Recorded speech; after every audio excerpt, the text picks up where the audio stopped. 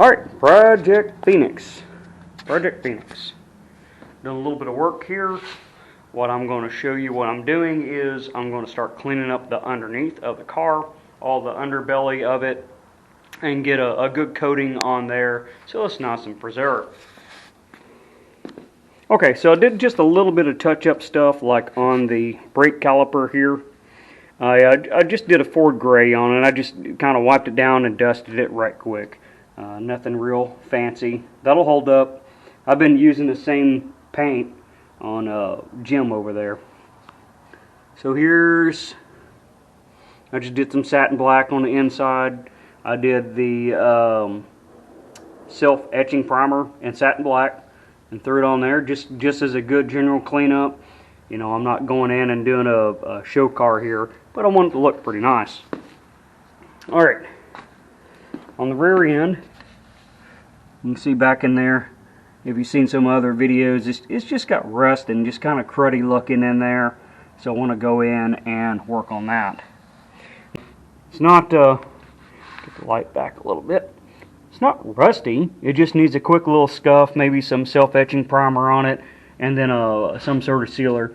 I think I'm going to go with the Eastwood stuff.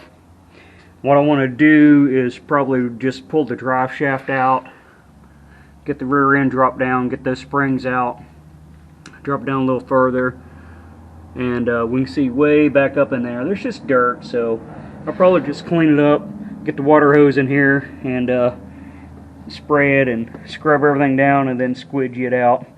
I want to pull the exhaust because this is this isn't completely factory. So we have this as a factory, an H. The flow tubes have been put on and then connected into the rest of it there. And I think what I pulled out of the junkyard was like a SN95 or New Edge V6 piece. And a buddy of mine, he does exhaust, so he kind of patched that up and welded that up for me. And then I'll need to finish it. So that's what I'm about to do. Let's get this dropped down. That way I get more room. You can just see it's not like rusty, but there's just dirt up in there that I just want to clean and get a good clean look, painted look in here. Alright, I'm going to do a little bit of a local business shout out. So, one of the places you can eat if we're in the Fort Smith, Arkansas area is Jim's Razorback Pizza. Ooh, I bet that sounded real good. Hey, it's flopping around everywhere. I'll get you a better picture of that here in a second. Look at that. That stuff, I got the deep dish large, and it is good. Alright, that'll do it for my local business shout out. Now to get back to it. Okay, so I had trouble with my other impact. Cold underneath here. And that's my Harbor Freight impact right here, or not Harbor Freight, the Craftsman. Don't put out, it's really good for the tires, putting wheels on because you can't over torque it. Alright, I'm working on the drive shaft bolts. One of them did come out, so that's a 12 millimeter 12-point bolt, and if you don't put anti-seize on these, you get what you have right here, where they lock up in there. The other thing, you don't need to over torque them because they will lock up in there. Alright, make sure I got it on reverse. Don't need to be going in forwards. In reverse, and I need an extension. Alright, see if I can get in there. See, now that is why I went with the smaller one right there. Now let's see what it does. Okay, on 2 notches. Number 3.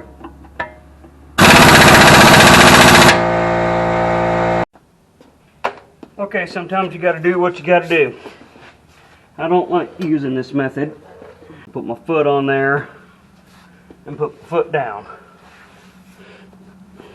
Or bash my knee, or, you know, something like that. So I got the little heel in my boot. I'll try to catch that in there to keep it from sliding too far forward. Like I said, I do not, this is junkyard method, but it's Just what I got to do. Ugh. Put anti-seize on your bolts, guys. Don't be that guy. Okay. Now to get the drive shaft out. Usually they kind of, on the Fords anyway, they'll kind of seat in there a little bit. They don't just fall out as soon as you get the bolts out. At least none of them I've done do that.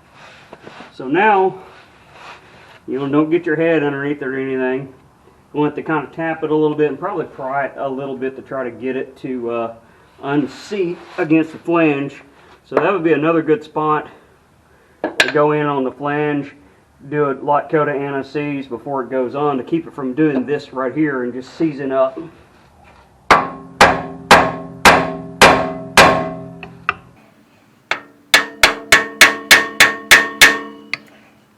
May have to come from behind.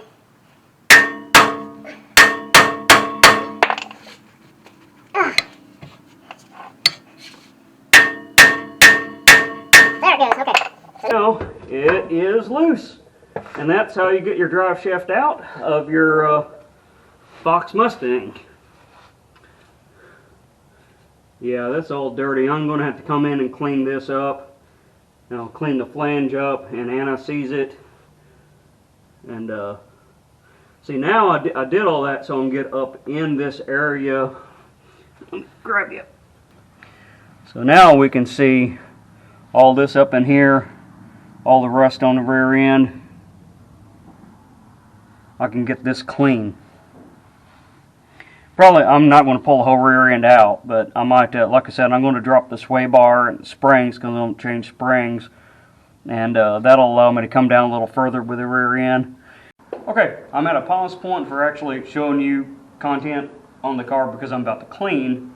So I'm going to be using some steel wool, the one that goes on the drill, red Scotch-Brite pad, the actual hand Scotch-Brite pad, sandpaper, whatever I feel I can get in there to get it clean and get it scuffed is what I'll be doing.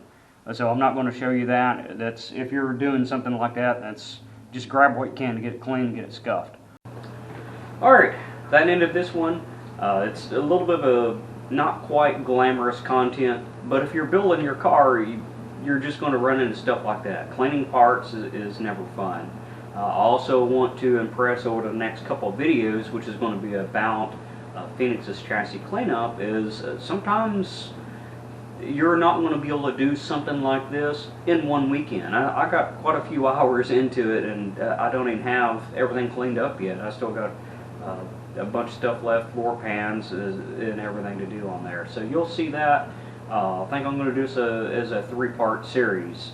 And then at the third one I'll go through quicker and show you what everything looks like. But I just want to impress the details of how dirty some of this stuff is, right? And it just takes time to do it.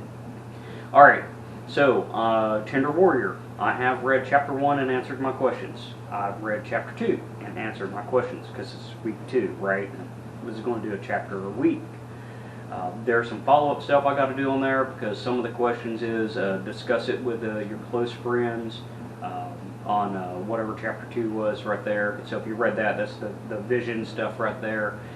I need to follow up on that with a couple friends of mine, and that's all I have. Alright, well, that will conclude this one with the car content, non-car content, and I got a couple bloopers that I'm going to show you here in a second, and that'll wrap this one up.